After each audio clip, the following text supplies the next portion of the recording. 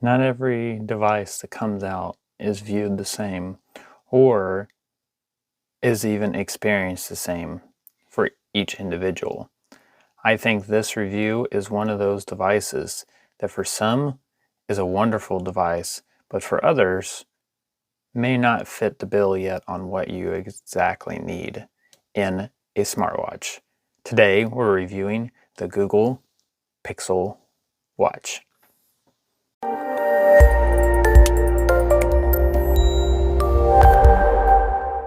So let's first talk about the specs and what definitely is the biggest surprise with this watch. And that is actually, it could be a blessing for some, but could be a big complaint for others.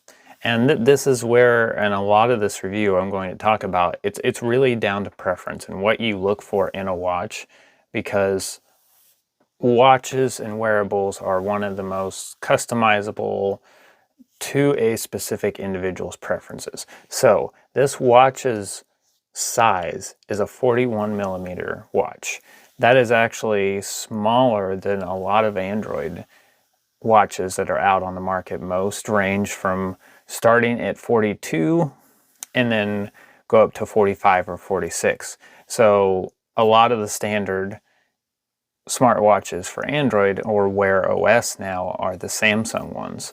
And Samsung has two models in two different sizes. And so it's surprising to see a manufacturer really only go the route of one size. There's blessing in that and makes the confusion of what to buy less, because some users just want to buy a watch, don't care about the size. And Google makes that very easy, because really the only thing you're picking with this watch is the colors and the bands, because there's no other size option.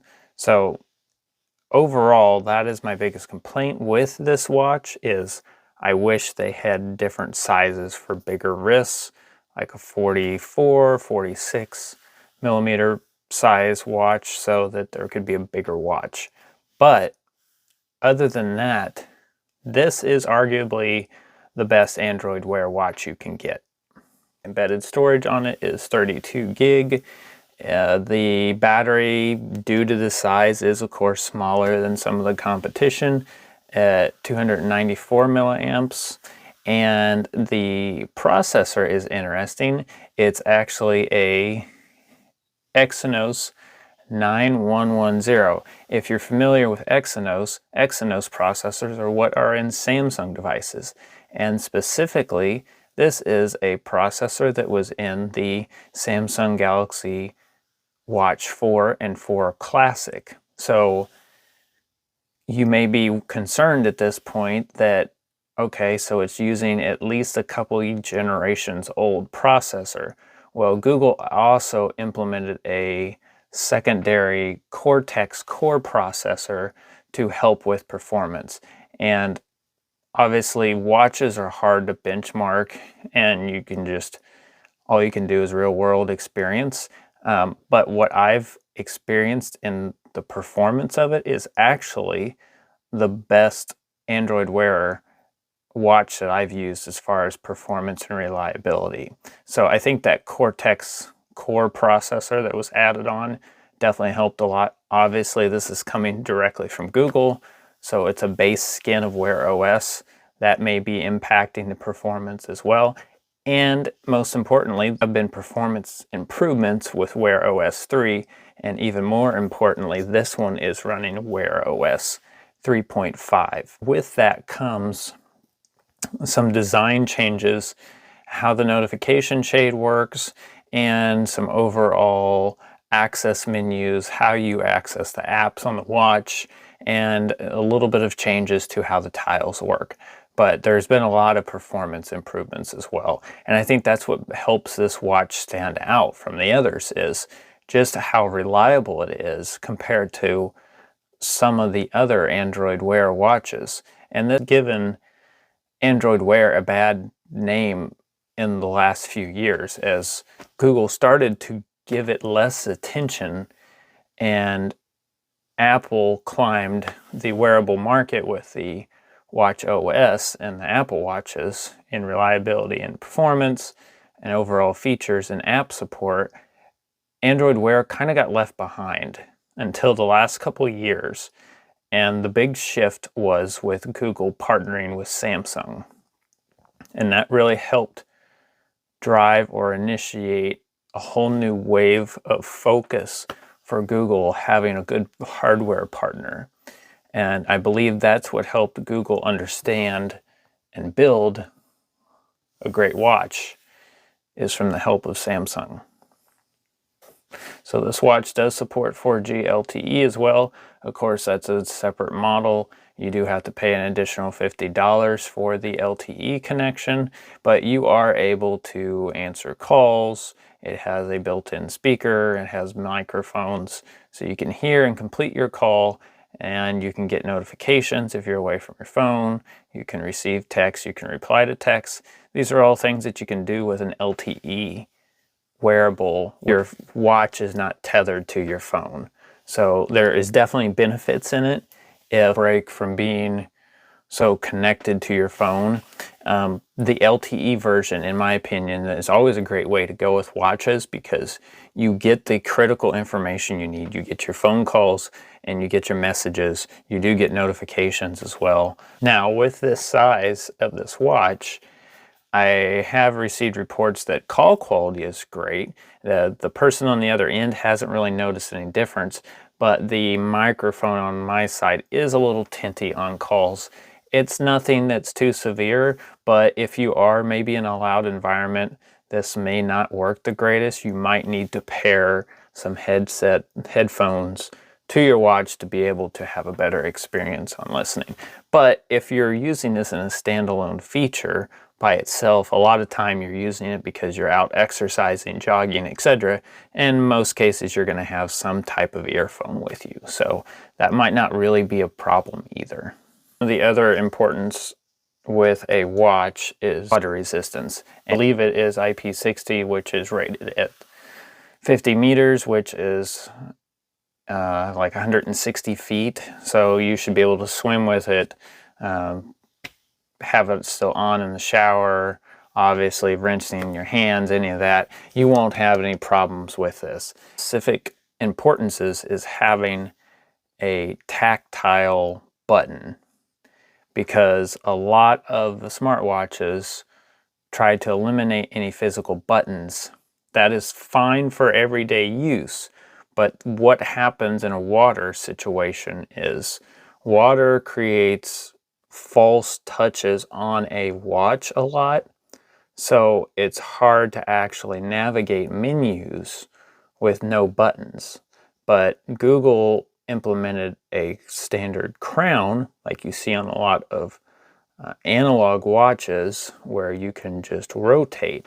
What this allows you to do is rotate through a lot of the menus, and this was something that, as an avid Samsung watch fan for numerous years, loved with the classic models over the smaller models that Samsung made, because you had that rotating crown. So you could get through a lot of the menus if you were around a body of water and you were getting splashes on it and it was getting those false readings of touch input. This was also very nice to have, and you can even use the crown or the rotating crown even underwater, because at that point the watch is sealed up. So this is a feature that I think is overlooked a lot, and I think it's very important for a watch to have some physical navigation button on it to get through the menus, to avoid using the touchscreen for a lot of situations. So I give a lot of kudos to Google on keeping a solution on the watch, either being a rotating crown or a crown on the side. And in my preference of using both now, from a Samsung's rotating crown to a crown on the side of the watch, I actually prefer the crown on the side of the watch. The movement of it is very smooth. And lastly, one of the other most important features of a smartwatch is fitness tracking. And so this has always been an industry where, as far as smartwatches go, honestly, the Apple Watches have always been superior since smartwatches came along. Fitness trackers obviously have still been around, and obviously they focus on this criteria and only that and work well, i.e. the main leader, Fitbit. Fitbit was purchased about 2 years ago by Google. And so with that has been the understanding that it's just a matter of time before Google probably made their own device that embedded or incorporated Wear OS and Fitbit world together. And that's what we actually get here, is these combined worlds.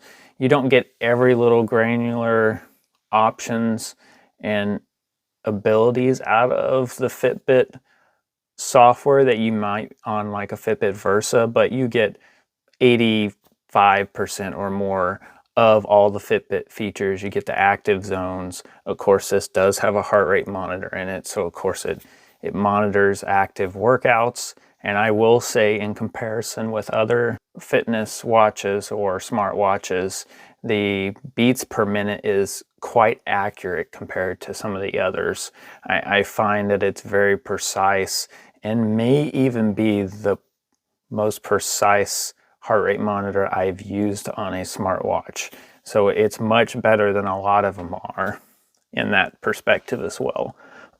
So of course, since this is Fitbit, you get most of the Fitbit ecosystem that you are used to with, like I said, the active zones, the sleep metrics, a lot of metrics into your steps, elevated steps, how often you're sedentary versus your active lifestyle. So you get a lot of those Fitbit features.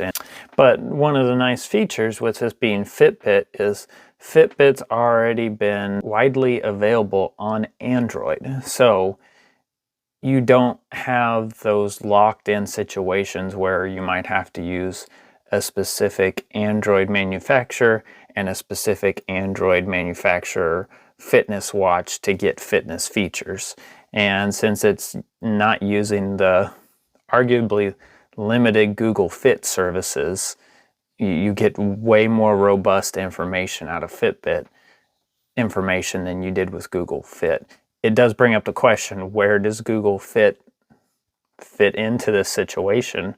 Is that whole platform being decommissioned now and we're only going with Fitbit from this point on? I believe that is the case as the two becomes more integrated, and we see in future generations that being where Google heads is solely in Fitbit.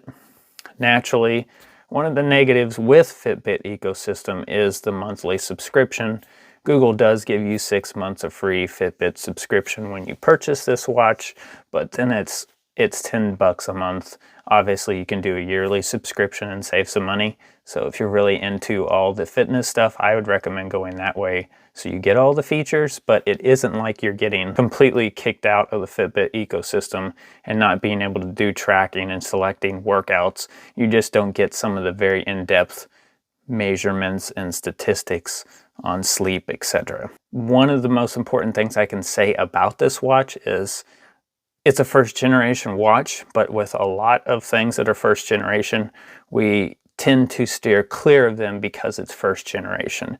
This is specifically a device that I would definitely not recommend you steering clear of. Sure, the biggest disadvantages is not having different size options in the battery, but in day-to-day use with most smartwatches, let's be real, we're charging them once or twice a day anyways. So that's about what you get out of this. You have to charge it every day. And like most first generation devices that have a lot of bugs and kinks, Google did very well on this device. Obviously, there's room for improvement, but I give this 2 thumbs up as far as a smartwatch, and it will definitely be my daily driver smartwatch from this point on. As usual, like, subscribe, leave comments below if you have any questions, and I'll see you in the next video.